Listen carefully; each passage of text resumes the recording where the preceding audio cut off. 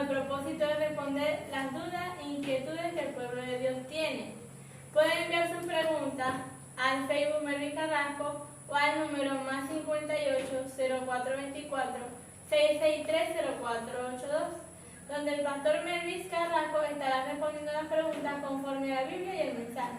Recuerden, también pueden suscribirse a nuestro canal Tabernáculo sobre el Dato, donde se están subiendo las prédicas conforme a la Biblia y el mensaje de la hora. Recuerden que también estamos abiertos a debate sobre la piedra de corona, la odisea terminó, casamiento y divorcio, etc. Con ustedes, el pastor Melvin Carrasco, que le estará dando un saludo. Bueno, hermano, Dios le bendiga en el nombre de nuestro Señor Jesucristo, nombre que es sobre todo nombre.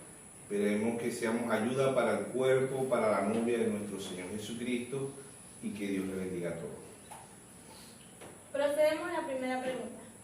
Ya que Génesis es el primer libro que está en la Biblia, ¿verdad? Es uno de los más importantes, ya que habla del principio, de todo lo que sucedió en el principio. Y es del principio de todas las cosas. También, ¿qué otro significado tiene Génesis? Que usted nos puede decir que sea importante para el pueblo de Dios. Bueno, Génesis significa origen, significa creación, significa fe. En Hebreo 11:6 dice: sin fe es imposible agradar a Dios. Y a través del hermano William Mario Branham, fe es revelación, dijo él. Volvemos al principio. Génesis significa principio, significa creación y significa origen, ¿no? Y significa fe porque Abel obtuvo la revelación, Dios le dio la revelación. Abel no tuvo una Biblia como en la actualidad nosotros tenemos, sino que por revelación, como dice Hebreo 11:4, que Dios, ¿verdad? Caín tenía el mandamiento, pero no tuvo la revelación.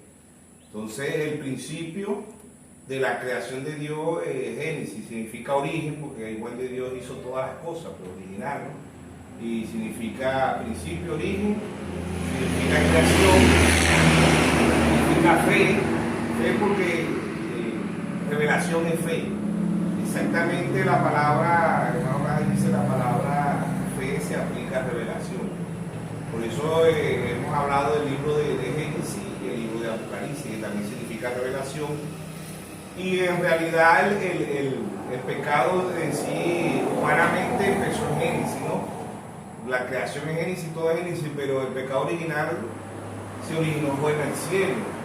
Como dice Apocalipsis 12:7, ¿no? Con una batalla, Miguel y sus ángeles luchaban contra el dragón, la serpiente antigua que es Satanás. Y él pecó en soberbia, el diablo pecó en soberbia y en desobediencia. Él no pecó en injuria porque no tenía un cuerpo humano, ¿no? Pero esas batallas humanas, angelicales, pasaron a ser batallas humanas aquí en la tierra. Y la primera guerra fue Caín y Abel, por eso que Caín mató a su hermano Abel, ¿no? Esa fue la primera guerra de dos personas, pero esas guerras continuaron a través de los años, a través de la historia, ¿verdad? A través que el mundo ya ha ido rodando, ya no son guerras de dos, ya son guerras de naciones, como dijo el Señor en Mateo 24, ¿no? Nación contra nación, reino contra reino, y esas continúan hasta el fin de Apocalipsis, pues, Gog y Magog la batalla de Magedón y Gog y Magog, pues son las batallas finales que terminan en Apocalipsis. Entonces, Génesis significa principio, significa creación, significa origen, significa fe, pues, y es un libro también simbólico. Les recuerdo que la Biblia se lee de tres formas: se lee literalmente, simbólicamente y poéticamente. Pero en estas tres lecturas tiene que ver la intervención del Espíritu Santo. Siempre citamos lo que dice el apóstol Pablo en la primera epístola, que es carta, ¿verdad?, a Gálatas. Pablo en el capítulo 1, verso 11 dice: el evangelio anunciado por mí no es según hombre, ni lo aprendí ni lo recibí de hombre alguno, sino por revelación de Jesucristo. El hombre es un instrumento, el hombre es como el vaso, el hombre es como el plato, el hombre es como el cántaro, y etcétera, etcétera. Pero en realidad el que quita la sed es el agua, el que quita el hambre es la comida, que son figuras de Dios, el simbolismo de Dios, porque Dios representa el agua. San Juan 24:13, hablando con la mujer samaritana, le ofrece del agua eterna, ¿ves? El rey David en el Salmo 42, verso 2 dice, mi alma tiene sed de un Dios vivo. ¿Ves? Entonces, así como nosotros desayunamos, almorzamos y cenamos y cuidamos el cuerpo, lo cepillamos, le echamos desodorante, lo vestimos, ¿verdad? Así también hay un arma para que nosotros también la alimentemos espiritualmente, la habitamos espiritualmente. El comer del alma, Mateo 4:4, él dijo, no solo del pan vivirá el hombre, sino de toda palabra que sale de la boca de Dios. Entonces hay un alimento para el cuerpo, hay un alimento para el alma, hay un vestir para el cuerpo, hay un vestir para el alma. Entonces el libro de Génesis es el principio y Apocalipsis es el fin. Esto quiere decir que el principio de todas las cosas está en Él. E incluso el principio de los hijos de Dios también está en Él. No, los hijos de Dios vienen desde el cielo. Si leemos Job 38:7 dice que cuando el alba las estrellas, ¿verdad?, se regocijaban. Entonces, por toda la Biblia nos habla que somos hijos de Dios, no venimos de ahorita, venimos desde antes de la fundación del mundo. En Efesios 1:4 dice que fuimos escogidos en Él desde antes de la fundación del mundo. Entonces, un hijo de Dios no es de ahorita, somos creación de Dios, imagen y semejanza de Dios, en un cuerpo teofánico, un cuerpo espiritual. En Génesis 1:26 dice, creó Dios al hombre a su imagen, a imagen de Dios lo crió, varón y hembra lo crió, pero es un cuerpo teofánico. En Génesis 2:7 dice que Dios crió este cuerpo del polvo de la tierra, que come mamá cuando está embarazada, caraota, frijol, arroz, pasta, pollo, carne, todo eso viene del polvo de la tierra. Somos 70% agua, 30% somos calcio, potasio, hierro, todos los elementos que tiene la tierra los tiene el ser humano. Entonces somos imagen y semejanza de Dios en el espíritu. Y un hijo de Dios no viene de Génesis, un hijo de Dios viene desde antes de la fundación del mundo. O sea, somos un pensamiento expresado. Si somos un pensamiento expresado de Dios, no somos de ahorita, somos desde antes de la fundación. Ahora, también es importante, ya que por revelación sabemos que Caín no era hijo de Caín no era hijo de Dios y tampoco era hijo de Adán, sino de la serpiente. Es importante saber por qué mató a su hermano Abel. No solamente fue por rabia, hay algo más. Bueno, los hijos de Dios, ¿verdad? Y los hijos del diablo tienen el origen en Génesis, ¿no? Por eso que se llama un libro del principio, porque humanamente, ¿no? Humanamente empezaron toda la creación de Dios en principio, el origen empezó en Génesis humanamente.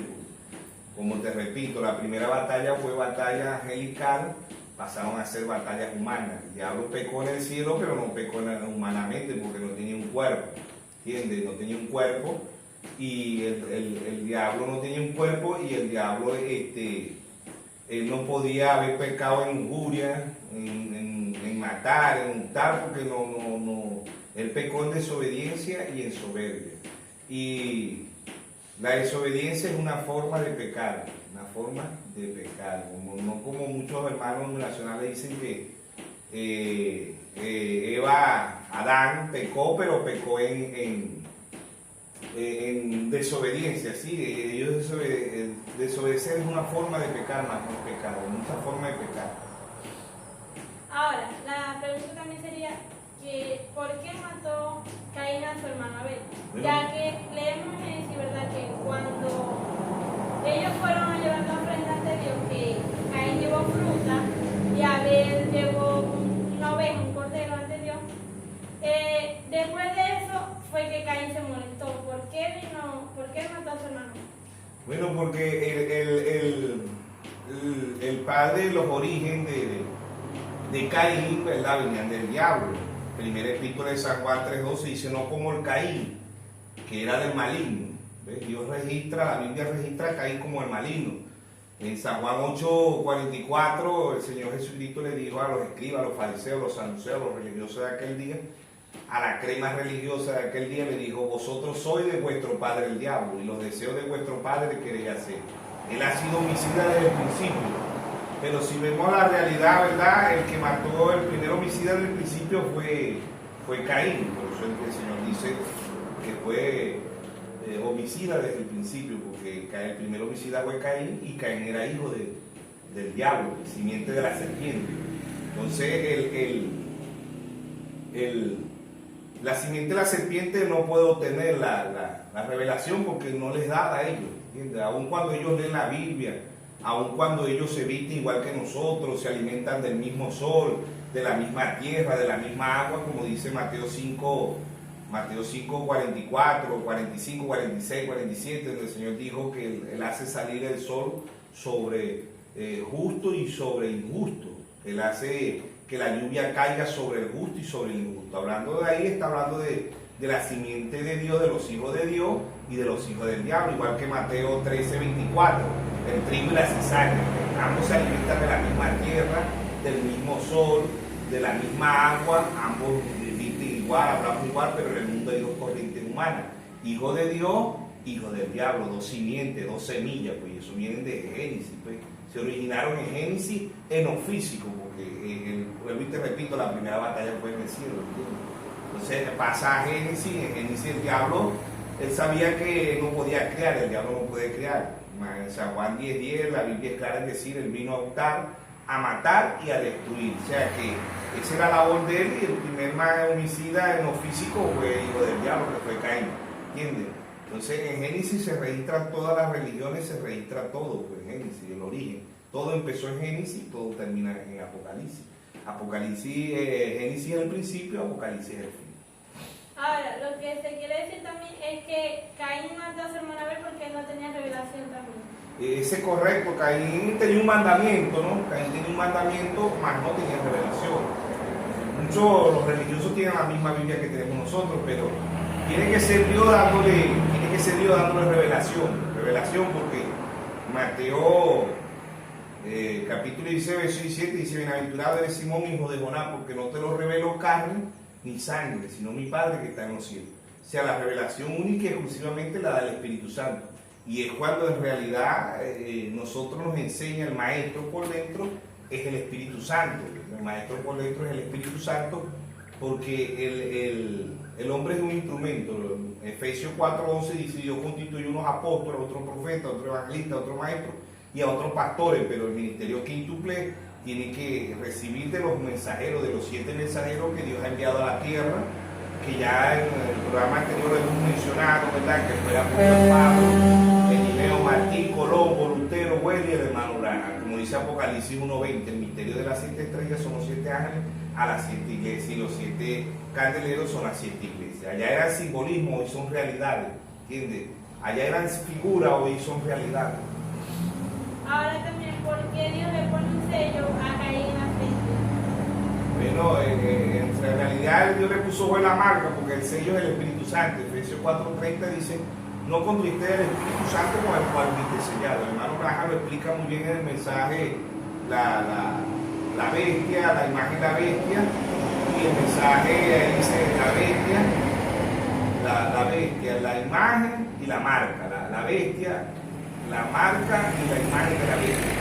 El hermano Branham habla de que los hijos de Dios son sellados y los hijos del diablo son marcados. Hay una diferencia de sello a marca, ¿no?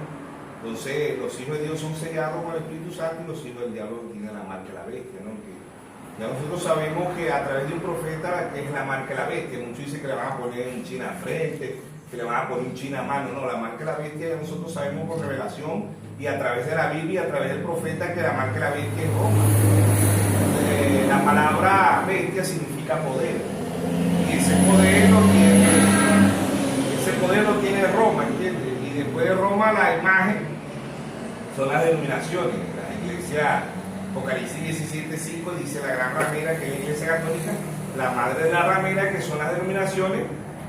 Ahí están las dos, está la bestia y está la imagen de la bestia, que es Estados Unidos. Solo dice el hermano Branham en ese mensaje, la marca de la bestia.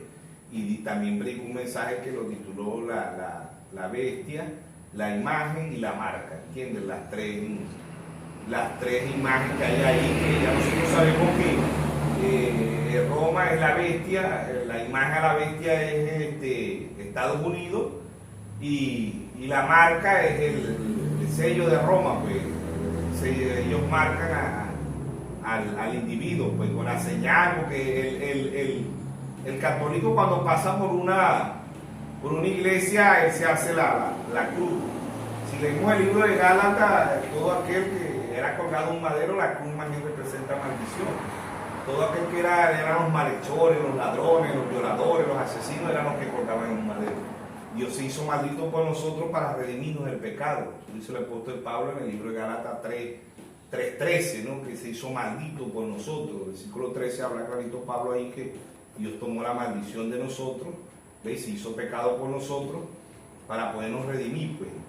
Dios como Dios, en verdad Dios no tiene principio, Dios no tiene fin, Dios no nace, Dios no muere. Él es Dios, dice el Salmo 92. Entonces el único que se le aplica la palabra eterno es a Dios. Sabemos que Dios significa objeto de adoración. Todo lo que el ser humano ponga primero que a Dios es su Dios. Pero el único que se le aplica la palabra eterno es a Dios. Ahora, así como en el principio tuvo el Adán que fue natural, el primer Adán, hay un segundo Adán espiritual. Correcto, la Biblia lo dice. El segundo Adán es nuestro Señor Jesucristo. Allá era Romanos capítulo 14, dice que el primer Adán es figura del segundo Adán.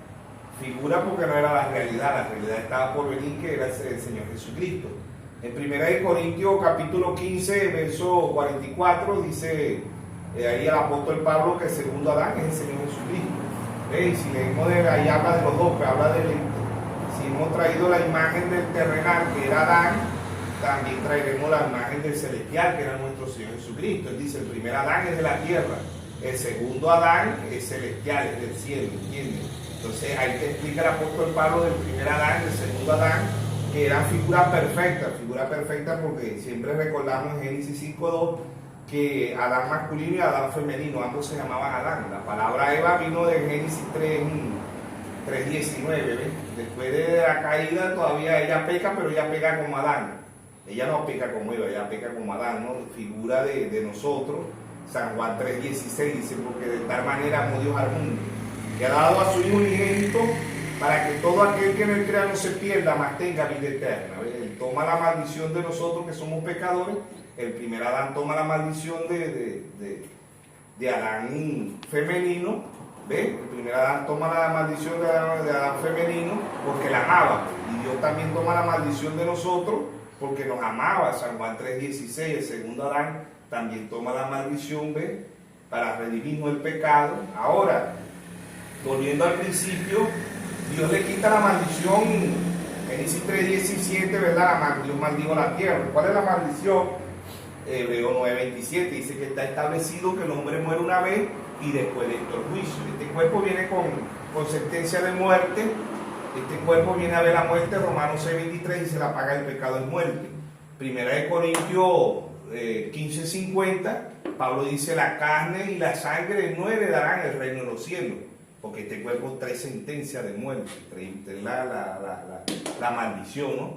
Pero si leemos Mateo 25, verso 41, todavía hay una maldición, porque dice, apartado de mí, maldito, al fuego eterno. O sea que Dios le quita la maldición a los hijos de Dios, le quita la maldición a sus hijos, a los hijos del diablo todavía siguen siendo malditos, ¿entiendes? La maldición continúa en la simiente de Caín, ¿entiendes? Dios le quita la maldición, Él viene a redimir a su pueblo, Él viene a morir por sus hijos, no por el mundo entero, ¿no? Porque si leemos San Juan 3:16, porque de tal manera amó Dios al mundo que ha dado a su Hijo unigénito, para que todo aquel, ahí está el detalle, para que todo aquel que en Él crea, ¿ve?, no se pierda, mas tenga vida eterna. Si seguimos leyendo, dijo, pero amaron a... Si seguimos leyendo el verso 17, el verso 18, dice, pero los hombres amaron más la tiniebla que a la luz.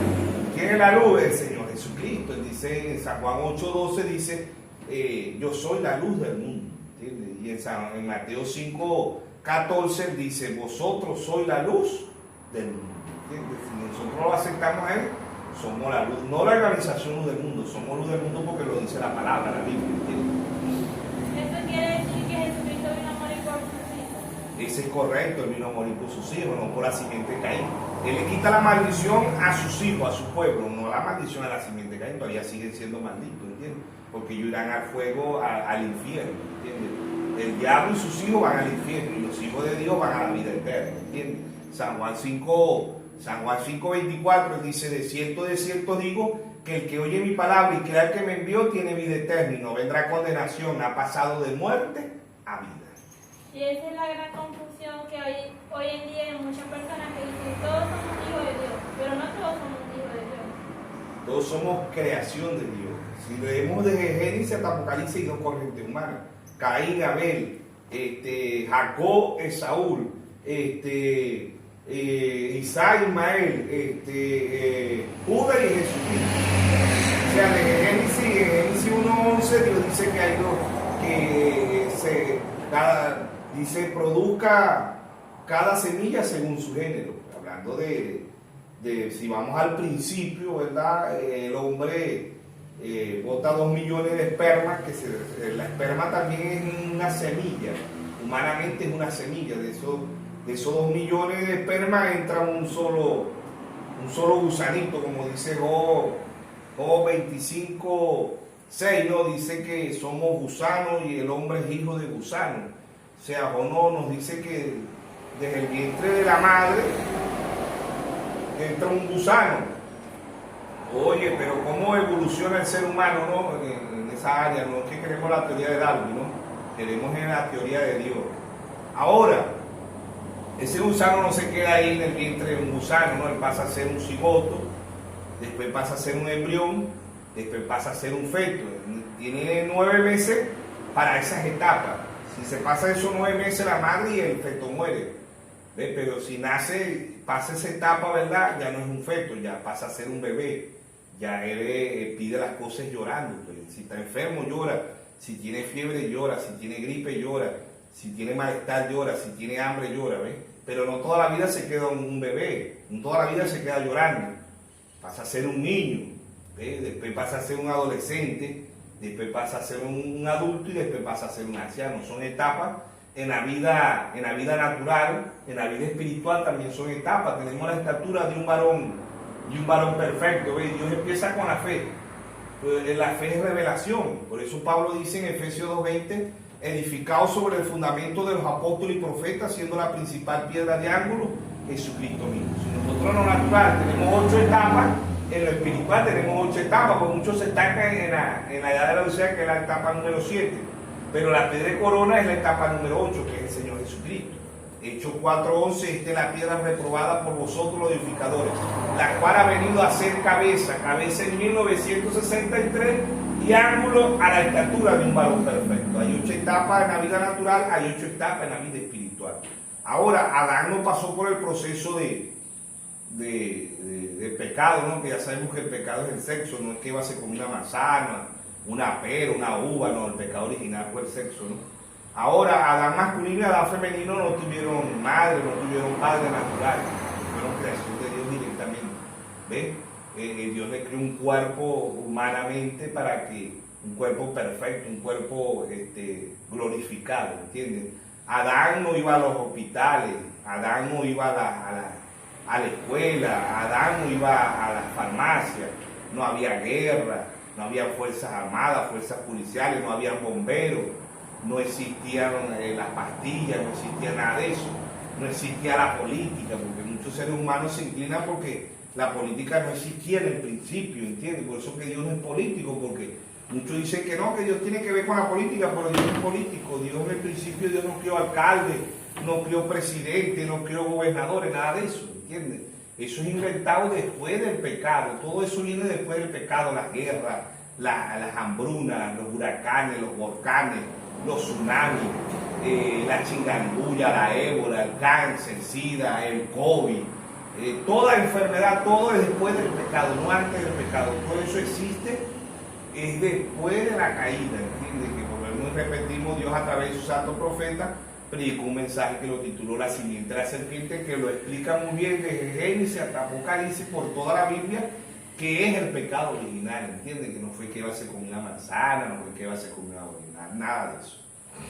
Ahora, ya que, como acabo de decir, es importante un crecimiento en el espíritu de una persona, también hay un crecimiento en lo natural. Y así como hay un avance en lo natural, porque la ciencia ha avanzado bastante, más en esos tiempos, que sacan muchas cosas en la actualidad. Así también un hijo de Dios tiene que avanzar, ¿o no? Eso es correcto, es que si nos vamos a las 7 edades, vamos al primer mensajero, el apóstol Pablo, la edad de Efesios, comenzó en el 53 y termina en el 170. Dios ahí, ¿verdad?, tuvo la unción de león. La edad de Pérgamo, la segunda edad, ¿no?, que es la edad de Esmirna, el mensajero fue Irineo. La edad de Esmirna comienza en el 170 y termina en el 312, el mensajero fue Irineo. ¿Ve? La edad de Pérgamo comienza en el 312 y termina en el 606, el mensajero fue Martín. La edad de Teatira comienza en el 606 y termina en 1520, el mensajero fue Colón. La edad de Salgo empieza en 1520 y termina en 1750, el mensajero fue Martín Lutero. Hay documental, película de Martín Lutero. Termina en 1750, la edad de Filadelfia comienza en 1750, termina en 1906. La edad de la Odisea empieza en 1906 y termina en 1963. ¿Quién dijo que la edad de la Odisea había terminado? El mismo Señor Jesucristo. ¿Dónde lo dijo? Apocalipsis 10. Y juró por el que vive por los siglos de los siglos, que crió el cielo y las cosas que están en él, la tierra y las cosas que están en él, el mar y las cosas que están en él, que el tiempo no se llama. Entra el ser eterno con 3 etapas. Primero el Tesalonicenses 4:16, el mismo Señor con voz de aclamación, con voz de arcángel y con trompeta de Dios descenderá del cielo. El Señor desciende en 1963. ¿Quién más dijo que la edad de la Odisea había terminado? Pues, el hermano Braga, en el mensaje Los Sellos, página 69, párrafo 55, dice: este libro no me he revelado sino hasta que las edades de la iglesia y las edades denominacionales hayan terminado, y el tiempo no es más. Entra el ser eterno con 3 etapas. Primera Tesalonicenses 4:16. Ahora, muchos se estancaron ahí en la edad de la Odisea, están estancados completamente. Tiene que ser Dios sacándolo de ahí, diciendo que estamos viendo en el tiempo de la piedra de corona. Mateo 25:6, a la medianoche se dio un clamor, el mismo clamor de Primera Tesalonicenses 4:16, la primera etapa. Mateo 25:6 son 3 etapas. Apocalipsis 4:1, 3 etapas. Apocalipsis 8:1, 3 etapas. Apocalipsis 10:1, 3 etapas, ¿me entiendes? Son 3 etapas. Voz de aclamación, voz de arcángel y trompeta de Dios.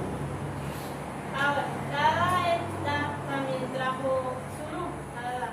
Correcto. Pero la luz tenía que ir conforme a la Biblia, porque todo está registrado. Correcto. Dios abre las edades, siempre lo recordamos. Dios abre las edades con un profeta y cierra las edades con un profeta. Siempre recordamos que el profeta ve el presente, ve el pasado, ve el presente y ve el futuro. El mismo hermano Braga dijo: la gente cree lo que Dios hizo, la gente cree lo que Dios va a hacer, pero la gente no cree lo que Dios está haciendo. Ahí es donde falla el mundo. Entonces, es Dios, tiene que ser Dios dándole la revelación, llevándolo a la piel de corona, no es el hombre. Volvemos a citar Gálatas capítulo 1, verso 11. Pablo dice: el evangelio anunciado por mí no es sin un hombre, ni lo aprendí, ni lo recibí de hombre alguno, sino por revelación de Jesucristo. En Deuteronomio 29:29, el Señor ahí dice que la revelación pertenece al pueblo. Allá es el Israel natural, aquí es el Israel espiritual, como dice Pablo en Romanos 11. Hay un Israel natural que, como dices tú, cómo ha avanzado, ¿no? Daniel 12:4 dice: anda Daniel y cierra el libro hasta el tiempo del fin, y la ciencia se aumentará. Esas dos cosas se han cumplido. El libro hasta el tiempo del fin era el libro de los 7 sellos. El hermano Braga dice en la fiesta de la trompeta, página 43, página 7, párrafo 43, él dice que la Biblia se le hizo un libro nuevo en 1963, cuando Dios le da la revelación de los 7 sellos, ¿entiendes? Dios le revela al hermano Braga los 7 sellos. Entonces ahí es Dios, dice el hermano Braga, que la Biblia se le hizo un libro nuevo. Un libro nuevo, ¿por qué? Porque Dios, de 1963, Dios profundiza más, ¿entiendes? No estamos negando la simiente de la serpiente, las 7 edades, pero los mensajes que Dios trajo a través del hermano Braga de 1963 para acá son mensajes más profundos. Por eso somos un pueblo, y eso lo dice el hermano Braga en las edades, empezando las edades, él dice: somos un pueblo con percepción profética, somos un pueblo especial, somos una super raza, hablando espiritualmente. Porque el pueblo con percepción profética es porque crea un profeta. Mateo capítulo 10, verso 41 dice: El que recibe un profeta, por cuanto es profeta, bendición de profeta recibirá. Proverbio 10:22 dice: la bendición de Jehová es la que enriquece y no añade tristeza. Segunda de Crónica 20:20, el rey Josafat dice que, hablándole con el pueblo de Israel, ¿verdad? Dice: oye Israel, crea a los profetas y serás prosperado. Entonces, la prosperidad más grande es la prosperidad espiritual, no la natural, la espiritual. Ahora estamos en un mundo, como tú dices, un mundo con ciencia, ¿no? Uno de los países que tiene más tecnología en el mundo, que es ciencia, es Israel. Oye, Israel ha sembrado papa, tomate, cebolla, flores en un desierto. Israel ha inventado un cuerpo robótico. Israel inventó una cápsula que estudia todo el cuerpo humano. Israel ha sacado chip en drive. Ya Israel viaja a la luna. Israel se iguala a Estados Unidos, a China, a Rusia. O sea que Israel es una superpotencia, ¿entiendes? Entonces es un Israel, el Israel natural, que es el Israel espiritual. El hermano Branham habla de mensaje cuenta regresiva. Él dice que Martín Lutero representó el caballo. El vehículo, hablando de vehículo, ¿no? El vehículo más veloz en 1520 era el caballo, pero el hombre no se queda ahí, ¿ves? El caballo representó la edad de sangre, ¿no? El hombre no natural no se quedó en el caballo. Vino Henry Ford, inventó el vehículo y representa la edad de Filadelfia, la edad de Juan Wayne. El hombre natural no se queda ahí, el hombre espiritual tampoco. Porque así como la ciencia ha venido avanzando, como tú dices, Dios también ha venido avanzando. Vinieron los hermanos Bri, sacaron avión, vinieron los hermanos pentecostales, Dios ha venido avanzando espiritualmente. Pero el espíritu los deja en 1900, la edad de la Odisea empieza en 1906 en la calle Insusa, con un avivamiento, ¿no? Con William, no me recuerdo ahorita el nombre, no, pero él se llamaba William, que empezó ahí el avivamiento. Todavía el hermano Branham no había nacido, el hermano Branham nace en 1909, ya el avivamiento en 1906. La gente cuando se sacaba a la calle Insusa ya venían llenos del Espíritu Santo, ¿entiendes? Pero Dios no se queda ahí, Dios avanza, ¿ves? Dios no se queda a la edad de la Odisea, que la edad de la Odisea es la organización pentecostal, no es el cosmos, no es el mundo, no es los derechos de la gente, no nada de eso. El hermano Branham dice: la edad de la Odisea es la organización pentecostal, ¿entiendes? Entonces ahí es donde Dios, ahorita Dios está, es en la piedra de corona, no ahí en el geográfico, en la fotografía, no ahí. Ve, ya la piedra de corona, si es Jesucristo, tiene que estar en mi corazón. Proverbio 23:26, dame, hijo mío, tu corazón. Y si la piedra de corona es Jesucristo, no va a estar ahí en la geografía. El profeta predicó un mensaje de la estatura de un varón perfecto y Dios le hizo que dibujara la estatura de un varón perfecto. Pero no es para que estemos ahí mirando la estatura de un varón perfecto, es para que la estatura de un varón perfecto nosotros crezcamos y lleguemos a la piedra de corona, y la piedra de corona mora en mi corazón, ¿entiendes? Gálatas 2:20, podamos decir como el primer mensajero, Pablo dijo: ya no vivo yo, mas vive Cristo en mí. ¿Y quién es Cristo? Cristo es la palabra. Juan 1:1 dice: en el principio era el verbo, y el verbo era con Dios, y el verbo era Dios. Juan 1:14 dice: aquel verbo y aquella palabra se hizo carne y habitó entre nosotros, ¿entiendes? Entonces, así como se hizo la palabra carne en Jesucristo, así también se está haciendo la palabra carne en su pueblo. El hermano Branham dice: todo lo que Dios fue lo derramó en Cristo, y todo lo que Cristo fue lo derramó en su novia. Entonces hoy se está cumpliendo el ministerio quíntuple en la novia, para la perfección, como dice Pablo en Efesios 4:13, para la medida, para la perfección, para que lleguemos a la estatura de un varón perfecto. ¿Quién es el varón perfecto? Cristo, a la estatura espiritual. Ahora, tenemos que entender también que la edad de la Odisea fue una edad de avivamientos. Que ya un cristiano no se puede quedar ahí, porque un cristiano tiene que ir avanzando conforme a la palabra. Y para este tiempo es la palabra y el mensaje que Dios trae a través de un profeta. Eso es correcto. La edad de la Odisea, el hermano Branham en muchos mensajes dice: la edad de la Odisea está muerta. Y el mismo Apocalipsis 3:14 al 21, el mismo Dios le da el diagnóstico. Dice: tú no sabes que eres venturado, miserable, pobre, ciego y desnudo. Imagínense la condición espiritual, ¿no? Si vemos una mujer desnuda, ciega, pobre, es una condición terrible, en lo natural. En lo espiritual, Dios dice que la edad de la Odisea, que es la organización pentecostal, está en esas condiciones.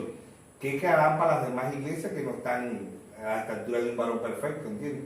Están fuera de ese nivel, entonces están en una condición peor todavía.